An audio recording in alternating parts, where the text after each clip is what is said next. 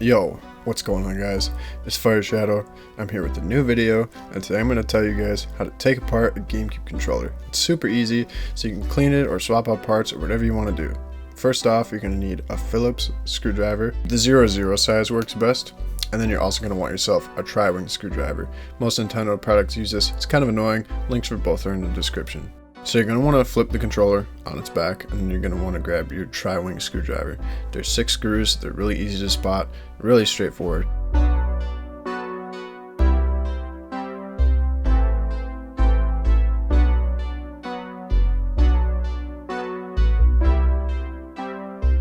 Once you have all the screws out, you can separate the two halves very easily. It just comes apart. So we're going to start with the back half. We're going to take the triggers off. There are 4 screws, to which I am pointing at, and you're going to want your Phillips head screwdriver to take those off.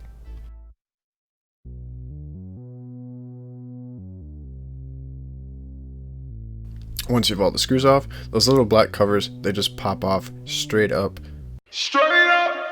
And then it will reveal the springs and the triggers. And then to take out the springs, you want to pull it up and towards you, and then they just pop out, and then the triggers just come out through the inside of the controller, as you can see.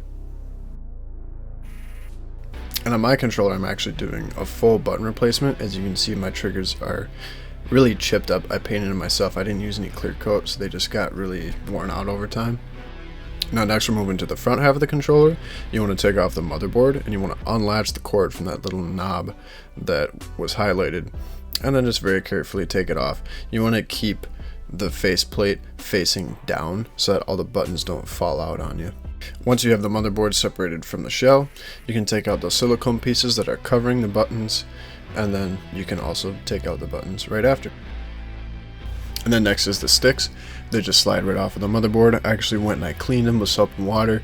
I used a towel to dry them, and I let them air dry as well. Any buttons or pretty much any components you clean, you want to make sure that they're very dry before you put anything back together, especially with the fact that you're dealing with electronic components. Now I'm actually putting in a motherboard from one of my old controllers, my purple one. I've had this since I was like 4 years old. Never had any problems with it or anything like that. I really like the way the sticks feel, and I'm also using the triggers from that controller as well, so that's why you see a second motherboard on the screen with a black cord instead of a white cord. Alright, next up we got some nice custom ice blue buttons from the homie RetroCatGaming. I'm going to throw up Retro's Etsy shop. I'm going to throw up Retro's Twitter handle. Retro does an awesome job. It makes custom buttons, sticks, controller shells, you name it.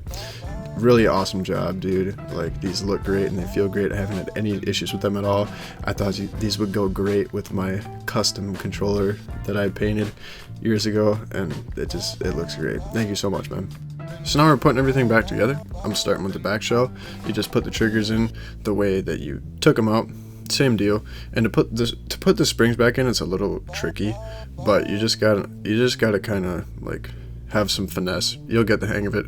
You'll see that there's a little piece that the black part of the spring goes in. I have it highlighted right here so you can see. You want to make sure the black part is in those crevices so that it stays in place when you push the triggers down.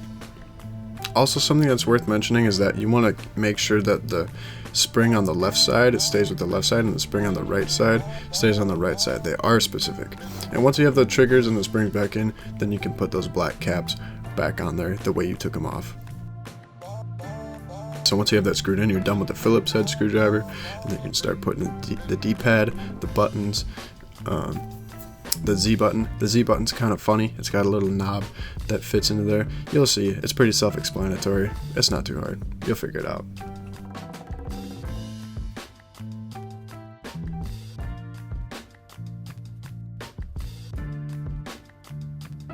Once you have all the buttons in place, you're going to want to put the silicone pads back in the controller. That's what transfers the signal from when you push the button to the motherboard. It's got those little electrical conducts. Put the sticks back onto the motherboard, then put the motherboard back into the controller shell.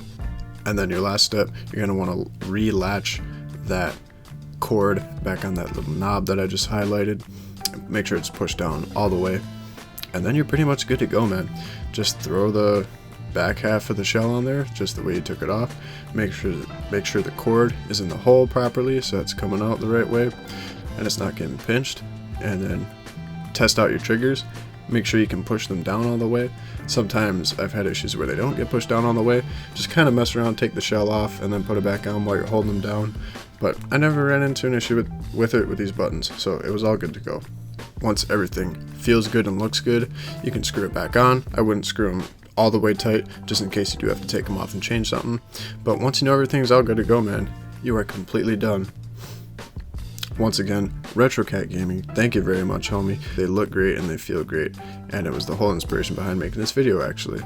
I made this video a long time ago, but I wanted to remake it, and I wanted to show off how fucking fly my new controller looks, dude. So there you guys have it. If you guys have any questions, comments, or concerns at all, please let me know in the comments. I read everything. I'll try to respond to everything I can. This is really straightforward. This is definitely one of the easiest controller teardowns I've ever done. Take care of yourselves. Have a damn good one. Peace out, guys.